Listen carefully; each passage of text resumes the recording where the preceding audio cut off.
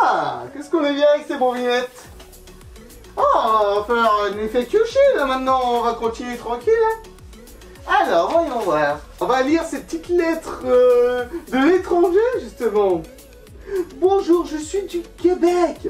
J'adore le Québec. Je voulais aller au Québec, je voulais aller faire un stage au Québec. J'ai jamais pu aller au Québec. En fait, je suis deg de pas être allé au Québec, donc j'aime pas le Québec. Non, je déconne, j'aime bien. Surtout les quenouilles. Vous avez des bonnes quenouilles là-bas. T'as vu la belle quenouille? Elle est trop bien, la belle quenouille. Elle est trop bien. Ça va. Ah, d'accord. On se cache avec la quenouille. Mais sinon, mes dynamites, t'as vu mes dynamites? Elles sont trop bien, mes dynamites. Oh, bordel. Bon, reprenons. Je viens du Québec et je me demandais si tu connaissais un Fury venant du Québec. Bah, il se trouve que comme on est une communauté francophone, bah oui, j'en connais quelques-uns, j'en connais plusieurs. Sinon le Québec en soi, je connais pas non plus tellement la communauté là-bas, mais j'en connais quelques-uns. Et connais-tu un site sur lequel tu pourrais parler avec d'autres Furies? Et bah, il se trouve qu'il y a plein de moyens. Justement, moi j'ai France Fur, c'est comme ça que j'ai commencé à contacter mes premiers Furs en France. Mais il y a aussi plein d'autres moyens. D'ailleurs, dans ce cas, je ressors la fameuse Bible. Notre cher et Dieu vénéré bibliothèque ambulante, Crimson, amène-nous ta sagesse à travers ton site internet. Amen. Dona eis requiem. Pie Jesu Domine. Dona eis requiem. Mais bref, sur le site de Crimson, tu as beaucoup de channels de discussion, que ça soit sur l'application Telegram. Vraiment, moi c'est l'application de chat que je préfère personnellement, hein, pour que ça soit discuté avec les gens en MP, seul à seul, ou avoir des groupes, des channels d'annonces, de discussion. Et surtout l'utilisation des gifs et des stickers qui sont trop géniales. Après, tu as aussi beaucoup de liens de Discord. Je pense que les gens connaissent pas mal maintenant Discord, hein. Un site, juste une application qui permet vraiment d'avoir de gros panels de discussion et d'échanges vocaux, quoi. Et à une époque, j'étais pas mal dessus pour jouer d'ailleurs, justement, avec pas mal d'autres furs. Et enfin, vous avez aussi la FurMap. Alors la FurMap, c'est très pratique pour savoir où se situent d'autres furs dans les furs près de chez vous, dans votre région. Oh là là, oh là là, oh là là.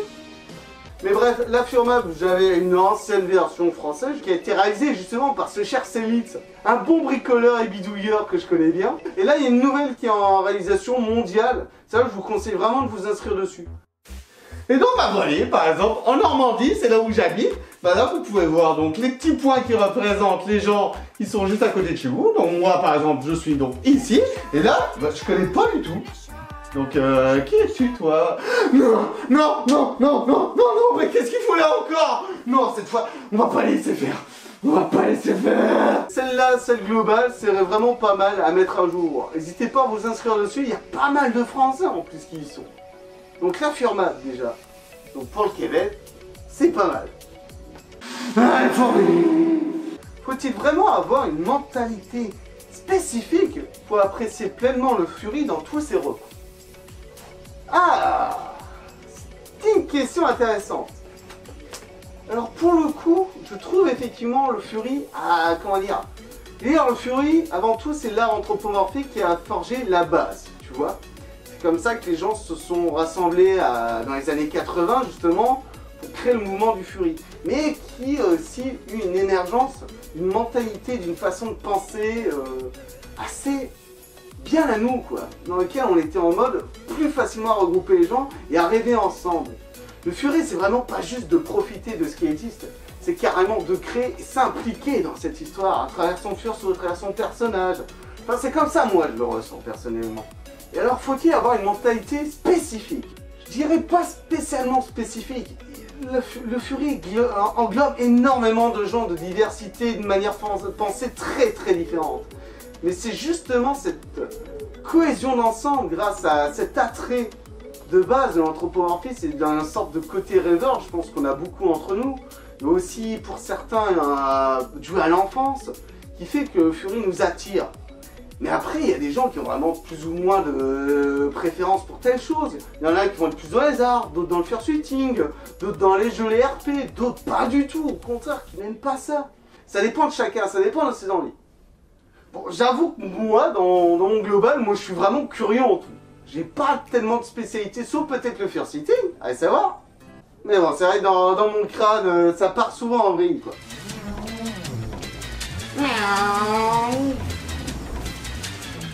Donc je dirais, pour moi, c'est pas spécialement que t'as besoin d'apprécier tous les recoins du Fury. C'est simplement trouver ce qui te plaît vraiment dans la base du Fury, pour ensuite aller voir avec les gens et partager encore plus, échanger encore plus, au-delà du Fury même. Ça va clairement au-delà.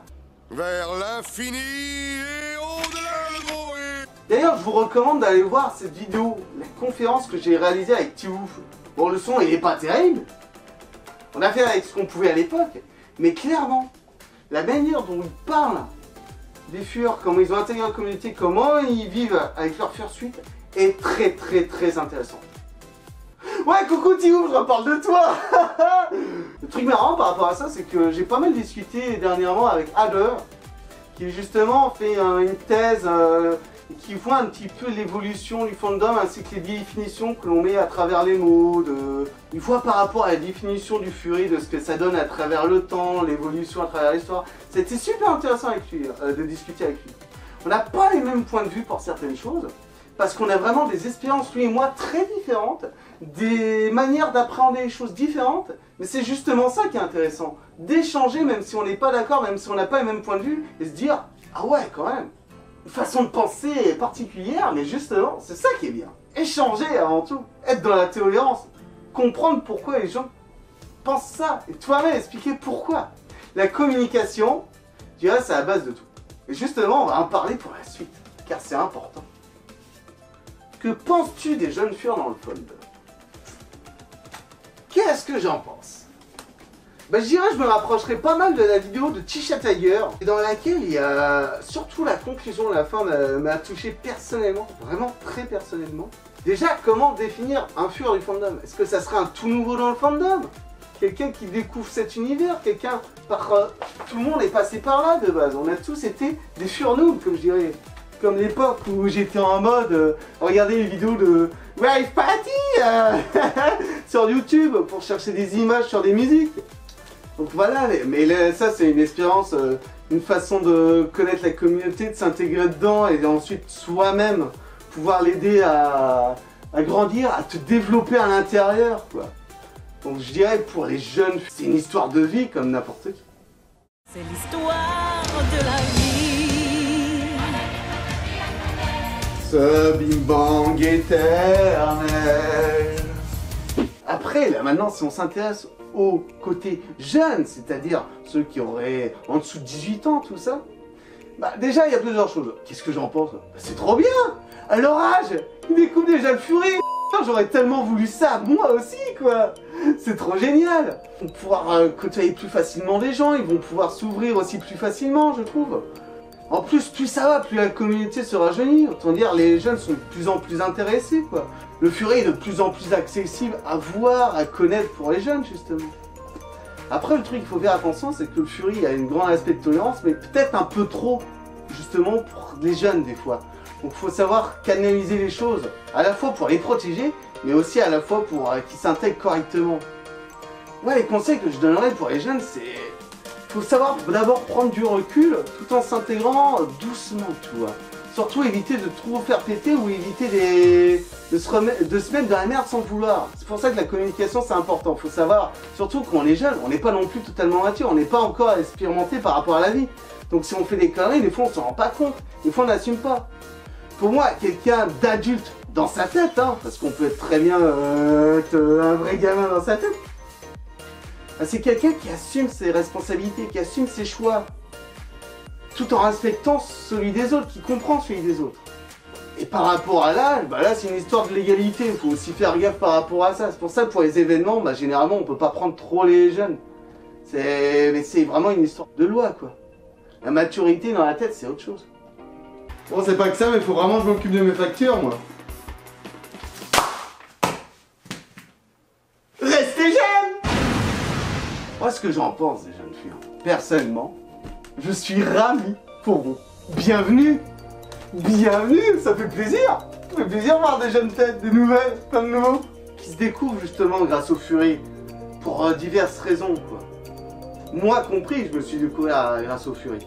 Je me suis redécouvert, quand je disais une renaissance, mais foncez pas non plus tête baissée comme si c'était un monde juste de rêve, de bonheur, de bienveillance. Quand même dans le monde réel, il faut faire gaffe à tout. Comme là par exemple, restez chez vous, justement pour qu'on puisse aider les autres. J'aimerais tellement ressortir quand même. Wow. Vous me manquez. Et entourez-vous des bonnes personnes. Faites en sorte de faire des belles rencontres. Puis une autre petite question plus légère. Quelle est ta race favorite dans le fandom? Ah bah faudrait spéciste en plus. Ah bah j'en connais un qui va être content, tiens. Ouais, mais c'est pas des dogos. Ouais, bah ça sera pas les chats. Il est aussi spéciste que toi en fait. Saleté de chat.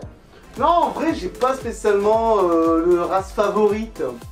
Mais on va dire, moi, ce que j'aime, c'est pas spécialement une race, c'est plutôt les hybrides et surtout le design, le caractère, le personnage réellement, comment il est interprété, comment il est vécu, comment il est rendu vivant.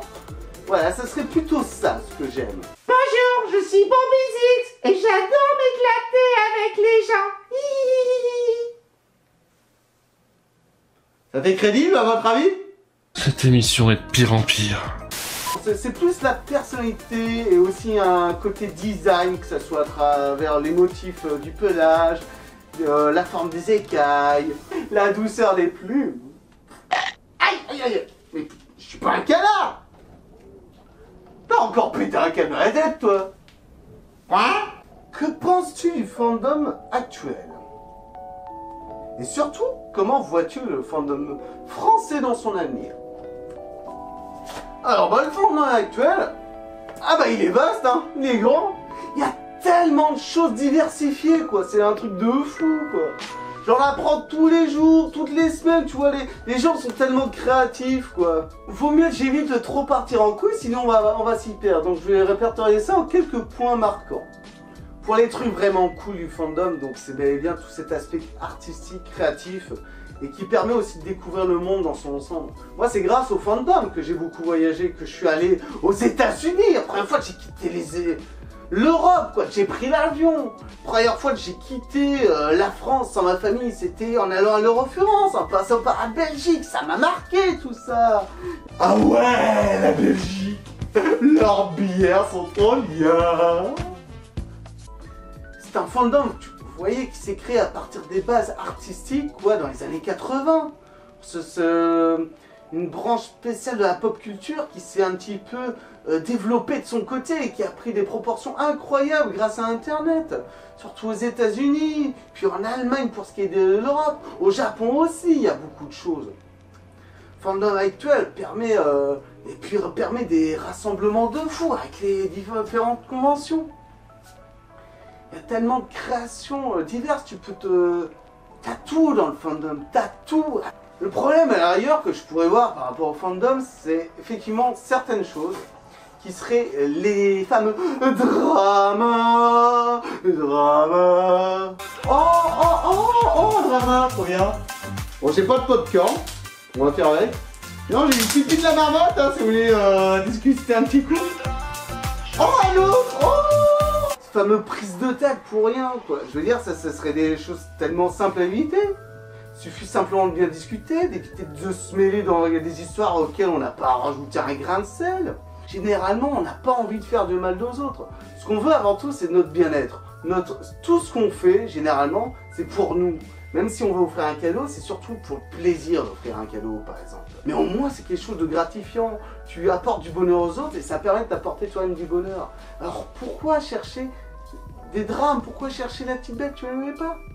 Oh, un autre drama! Oh, mais c'est le joie! Oh, malheureusement, il y a effectivement toute cette histoire de jalousie aussi qui peut avoir par rapport à... On se découvre soi-même et à la fois on envie les autres parce que t'as l'impression qu'ils sont tellement mieux que nous, tellement plus développés, tellement leur spécialité. La jalousie, c'est aussi quelque chose qui se travaille, c'est important ça. C'est un point noir du monde globalement, mais aussi qui impacte pas mal le fandom, je dirais. Pareil avec cette histoire de popularité, les fameux popus. Ouais, je veux sortir le mot du popu alors que moi-même on me dit que je suis un popu. Bah voyez, sincèrement, maintenant j'assume le fait que vous dites que je sois popu parce que pour vous je suis connu et bien apprécié. Ok. Le problème ça serait de concentrer toute la vision sur telle ou telle personne. Non pas plutôt les actions ou les pensées de tout le monde quoi. Des trucs tellement créatifs. J'ai vu une vidéo l'autre jour là qui parlait justement du Fury mais pas en positif, mais plutôt négativement de qu'est-ce que le Fury nous apprend sur les fandoms. Bah, je trouve son point de vue est quand même intéressant d'un point de vue extérieur, qu'on n'est pas dans le fandom et qu'on sait tout le bien-être que ça apporte niveau échange, découverte de soi. Mais effectivement, il y a un aspect m'as-tu vu, un aspect de on veut trop se la péter, voilà. Ça fait plaisir d'avoir beaucoup de choses, mais il faut pas non plus rester sur un aspect trop artificiel. C'est aussi assez marrant, hein, venant de moi, qu'il y ait beaucoup de trucs pour moi aussi, quoi. Faut pas non plus aller trop loin. Oh là là, en fait, je vais trop loin depuis tout à l'heure. Ouais, tu vas beaucoup trop loin, gros. Alors, qui commence à te calmer, là. Puis le fandom est tellement développé sur Internet, quoi. Il y a tellement de sites, d'applications et autres qui existent, quoi. Fait par les furs, pour les furs. Fury Community, quoi. Mais le fandom actuel, tout simplement, bah, il représente ce qu'est le fandom actuellement. Par rapport à ses origines, il a bien évolué, il s'est diversifié. Et il évolue de plus en plus en perdant, justement en devenant de plus en plus, malheureusement, mainstream. Voilà, j'ai sorti le mot. L'avenir du fandom français, c'est un peu pareil pour tout. Le fandom français, bah, on voit bien, il se rajeunit de plus en plus. Les chiffres augmentent. Sur France 2, regardez par exemple sur cette belle et magnifique courbe, on voit bien aussi l'évolution du nombre d'inscrits au fur et à mesure des années. On voit que ça augmente de plus en plus. C'est ça, l'avenir du fandom et du fandom français aussi, c'est que ça va devenir de moins en moins de niche parce qu'on va avoir de plus en plus de monde. Il y a des intérêts économiques qui arrivent désormais. On commence maintenant à faire nos propres apparitions, Village Fury et tout, dans des conventions et des festivals geeks de la pop culture. L'origine de là où on est né, quoi. C'est ce côté aussi mainstream que t'as l'aspect magique de la Fursuit. La magie Akiobals qui disparaît peu à peu parce que là on voit par exemple à travers les conventions, festivals et tout, au départ c'était des grosses fouilles, c'était des animaux, tout ça. Et plus ça va, plus les gens connaissent terminaison de Fury. Moi, c'est l'aspect de la magie du personnage. Moi, c'est quelque chose que j'adore, qui me tient à cœur. Voyez-vous?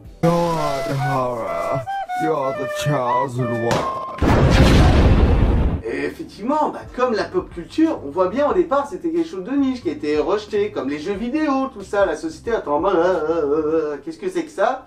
On n'en veut pas, c'est quoi ces kikous là? C'est quoi ces No Life là qui restent tout le temps derrière leurs écrans à jouer au Meporg, à se goinfrer des Meporg, souvent des jeunes qui passent leur journée derrière un Meporg. Bon, bah, il vaut mieux le récré. C'est même intégré dans la culture tout court, la pop culture, c'est quelque chose qu'on connaît bien. Et ben le Fury, c'est à peu près la même chose. C'était quelque chose de niche qui continue à se développer, diversifier. Et plus ça va, plus les gens connaissent terminaison de Fury.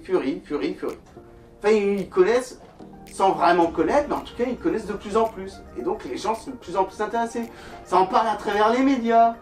Donc, moi et quelques copains, on a fait quelques apparitions, par exemple. Effectivement, pour en parler, pour en faire un peu plus découvrir aux gens. Cet aspect de niche, dans tous les cas, quoi qu'on fasse, pour moi, on le perd. On va devenir... on va être de plus en plus de monde. Donc c'est pour ça que justement, moi de mon côté, j'espère apporter le maximum de choses pour que les gens comprennent bien et surtout s'intègrent la manière la plus facile possible, quoi. Que les gens soient pas rachetés, que les gens comprennent mieux, qu'on n'ait pas les haters anti-Fury ou quoi que ce soit. L'avenir du fandom français, ainsi que l'avenir du fandom, c'est que juste ça explose, quoi. Bah jusqu'à quel point ça va aller? Bah, là, c'est l'avenir qui nous le dira. Bon, pour l'instant, on est un petit peu plus confinés. Donc ça échange sur internet, mais on verra bien ce que ça donnera plus tard. Prenez un Fury Black qui était ma première grosse Furmite en 2015. Maintenant, c'est la plus grosse convention en France, quoi, qui a rassemblé plus de 300 personnes l'an dernier, et là, qui va encore exploser des records, là. Les inscriptions sont ouvertes, au fait. Les inscriptions sont ouvertes. Vous pouvez aller voir. Allez voir. Tiens, je vais vous mettre le lien dans la description. Et inscrivez-vous pour le concours de danse, là, qu'on s'amuse un peu, quand même. Et puis pareil en Normandie, quand au départ moi j'ai eu ma fursuite, j'étais le seul fursuiteur normalement, en tout cas en Basse-Normandie. Maintenant on dépasse la dizaine, voire même la vingtaine. J'ai du mal à répertorier qui y a tout le monde. Enfin si, mais là j'ai pas les noms et les chiffres en tête. Mais clairement, on a aussi créé l'association, notre grosse Furmite, tout ça. Il y a d'autres associations qui se développent, qui se créent, peut-être que le Fur West, peut-être que les Furies Gourdins, Fur Worlds, tout ça, quoi. Ça se développe de manière à pouvoir faire des projets bien importants ensemble. Ouais, on parle de trucs ensemble, tu voulais pas venir m'aider à finir les bouteilles, là, je commence à... Et de sortir sa galette, on s'est caché dans les matières closées. D'ailleurs, je vous recommande un petit truc. Allez sur France Fur, allez sur le CIG de Maddox. Je vais vous laisser le lien dans la description. C'est un sujet qui date de 2006, mais que je trouve toujours de très bonne actualité, et qui parle de comment présenter le Fury, ou vivre avec le Fury par rapport à notre société. C'est vraiment un sujet super intéressant, qui permet justement de présenter et de faire évoluer le fandom. Le fandom va grandir dans tous les cas. Mais plus vous aurez envie de vous impliquer, rajoutez vos propres briques. Non pas diriger une construction, mais réaliser votre petit bout de chemin que les autres justement pourront construire dessus une autoroute. Voilà. Ça va, je maîtrise. On est à 210 km/h, t'en fais pas. Allez, c'est parti pour la suite, mon kiki. Pas comme si on devait aller faire des courses, quoi. Hein. Bah ouais, mais ouais. Allez, là, faut se dépêcher, hein, parce que là, il est 12h37. Bah, il est 12h37 depuis tout à l'heure. Mais bon, on va faire penser à aller faire les courses quand même. Hein. Ah, T-shirt Tiger, mon cher rival. Oula, attends, je vais cacher le café tout de suite parce que sinon il va encore en piquer. Sinon, on n'a qu'à l'occuper avec ça. Hein. Ça fait une sorte de balachette. Ouais. Quel serait ton souhait le plus cher pour le fandom francophone? Te noyer, bien sûr. Un jour, on t'aura. La petite taille, ouais, toute taille, il va finir dans la... océan. Au revoir. Au revoir. Non, allez, plus sérieusement. Mon souhait le plus cher pour le fandom français, éclatez-vous tous ensemble. Construisons quelque chose, quoi. Les Américains ont fait tellement de choses de leur côté. Les Allemands aussi. L'Angleterre sont pas mal développés, tout. Vous voyez, normalement, avec le développement d'Internet, la France aurait dû, en théorie, mieux se développer grâce à un meilleur accès à Internet à l'époque que l'Allemagne. Or, il se trouve que non. C'est en Europe où il y a l'Allemagne, il y a la plus grande communauté Fury en Europe. Et ils font des trucs de fou, ils furmitent tout le temps, des Furdance, la plus grosse convention en Europe, l'Eurofurence, quoi. C'est le nombre de dance que j'ai vu, quoi. J'ai des papiers là, j'ai les papiers de côté là, leurs petits bulletins de pub. Oh, c'est quelque chose, hein. Ils en ont des tonnes et des tonnes. Wouh. Pareil dans les pays de l'Est, hein. Ils sont pas mal. Donc voilà, moi ce que j'aimerais, c'est justement qu'on arrête de se prendre la tête sur pas mal de choses.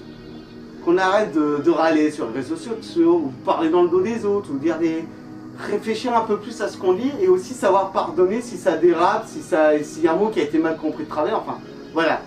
Communiquez, échangez, faites-vous comprendre, et surtout, faites des choses ensemble pour ceux qui s'entendent bien, qui ont les mêmes valeurs, qui ont envie de faire des choses, quoi.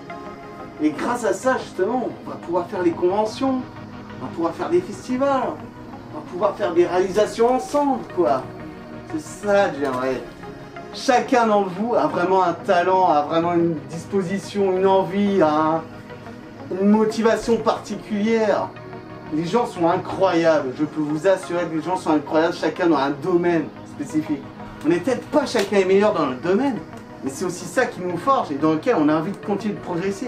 Et justement, on va pouvoir rassembler toutes ces personnes ensemble autour de projets communs. C'est ça qui fait des merveilles, c'est ça qui permet des réalisations incroyables. Je dirais aussi que faudrait s'ouvrir un petit peu plus à l'international. Parce que le truc qui bloque un peu, qui pêche un peu, c'est qu'on est quand même mauvais en anglais. Hein, ça, c'est typiquement français. Comme quoi, le caractère français, ça a bloqué pour le fandom, ça bloque aussi pour l'international. Donc voilà. Mais croyez-moi, c'est vraiment en découvrant les choses à travers le monde, en s'ouvrant plus aux autres, à des points de vue, à des manières de vivre différentes. C'est un truc de fou. Donc comme disait Tisha encore dans une de ses vidéos, speak in English, yeah, I know. Je sais, c'est difficile d'apprendre. Moi, j'ai eu beaucoup de difficultés. J'ai toujours énormément de difficultés. Je suis très mauvais en anglais, comme j'ai déjà dit. Mais c'est vraiment avec ça que vous allez pouvoir s'ouvrir aux autres, quoi. Hey! We join you 3 times! Touché! Surprise, motherfucker! Coulé! Oh, puis les Japonais, je crois que c'est les pires au niveau cohésion et projets en commun. Oh, la vidéo de Starman, oh là là, elle est incroyable! Ah c'est vrai, je vous donne aussi lien en dessous, je crois que c'est la vidéo la plus incroyable réalisée par des furs que j'ai jamais vue. Mais vraiment quoi. Oh le boulot qu'il y a eu derrière quoi. Ah ils sont fous les Japonais, ils sont fous. Ils sont trop cute en plus. Bon, allez, nouvelle question. Allez, on avance, on va. Étant breton de nature, breton de ma naissance et breton actuellement. Ouais bah on peut pas être parfait partout, hein, je suis désolé, comme on dit, chacun sa spécialité quoi. Bah toi c'est le fait d'être salé quoi, voilà. Hein?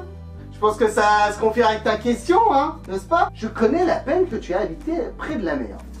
Alors non, ah, crois-moi, j'avoue que je préfère la montagne, je préfère vraiment les randonnées, je préfère les monts escarpés, surtout le ski. Oh mon dieu le ski. Oh surtout moi je kiffe ceux qui ont fait du ski en fursuit. Oh c'est trop kiffant. Ah le ski c'est trop bien avec mes petits bâtons de dynamite comme ça pour faire des avalanches. C'est magique.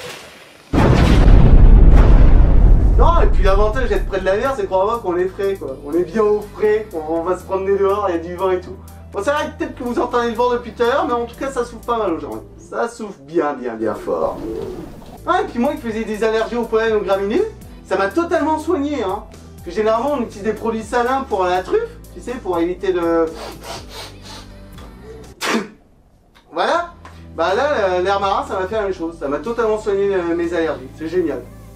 Donc non, c'est super bien, la mer. Mais cela n'est pas la question. Tu es normand. En effet. Alors rends-moi le Mont Saint-Michel. Oh, bah alors on est salé. Eh bah tu sais quoi, je vais t'apprendre un petit truc. Alors il s'avère que l'évêque d'Avranches en 709 a construit l'église sur ce qui deviendra le Mont Saint-Michel. Ce fut en 849 qu'il y a eu la fusion des royaumes de la Bretagne américaine. Et donc avec ça, le royaume de Bretagne annexe ensuite le Mont Saint-Michel 2 ans plus tard. Car à cause des guerres scandinaves, on a obligé de laisser le Cotentin un petit peu aux Bretons afin de s'allier et de repousser les attaques vikings. Mais le mont fut rendu en 933 par Raoul, le roi des Francs, au duché de Normandie. Mais dans l'année 1009, la domination normande devint de plus en plus importante, récupéra aussi le Mont Saint-Michel et fit construire dessus, vers les années 1900, une des merveilles au monde, qui fut donc le fameux Grand Mont Saint-Michel. Et donc voilà. Tu vois, il n'y a pas de débat. Le Mont Saint-Michel, il est normand, c'est historique, c'est tout. Laisse tomber. Vous avez déjà eu le parking dans le passé, on devait vous payer pour aller sur notre mont, alors s'il te plaît, quoi. Oh là là. Eh, y a pas à dire, sinon, le truc que je me souviens le plus pour le Mont Saint-Michel, c'est les œufs de la mer Poulard. Alors, je sais pas si vous connaissez, mais ça faisait du bruit, c'était vraiment surtout la nana qui battait les œufs. Ah, ça m'avait bien marqué à l'époque, quoi. Et la technique des œufs de la mer Poulard, c'est qu'ils rajoutent de l'eau. Allez, la petite omelette à 18 € parce que tu rajoutes de l'eau, gros. Bah attends, hey, si tu veux une technique pour battre les œufs, tu vas voir, peut-être qu'on va se faire des couilles en or.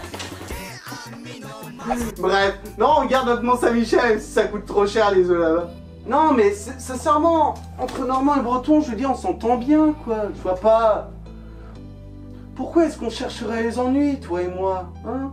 J'ai un petit nom breton, on sait, tu sais, Blaise. Non, vaudrait mieux s'associer contre des trucs qui valent vraiment la peine d'être combattus, quoi.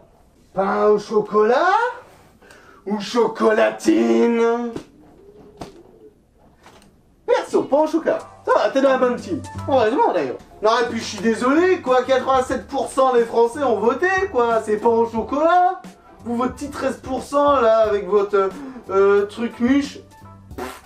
En plus, quand je suis allé dans le sud, je suis désolé, quand j'allais au supermarché, moi j'ai trouvé c'était marqué pain au chocolat. Hein. La seule chose que vous aviez moins, c'était le beurre salé. Vous aviez pas de beurre salé, c'est que du beurre d'œuf, c'est nul. C'est trop bien le beurre salé. Prenez du beurre salé, comme les Bretons. Alors donc voici donc la carte de France avec quelques gens assez chelous un petit peu. Mais bon, concentrons-nous sur notre sujet qui est donc les fameux sudistes avec leur machin imprononçable. Et puis bien sûr, Les restes, c'est des gens normaux. Voilà. Ouais, ils sont totalement timbrés, ces sudistes. Hein. Ah, mais attends, si on suit la logique, on peut faire ça aussi. Restez confinés chez vous dans le sud, hein. Restez chez vous. Bougez plus jamais.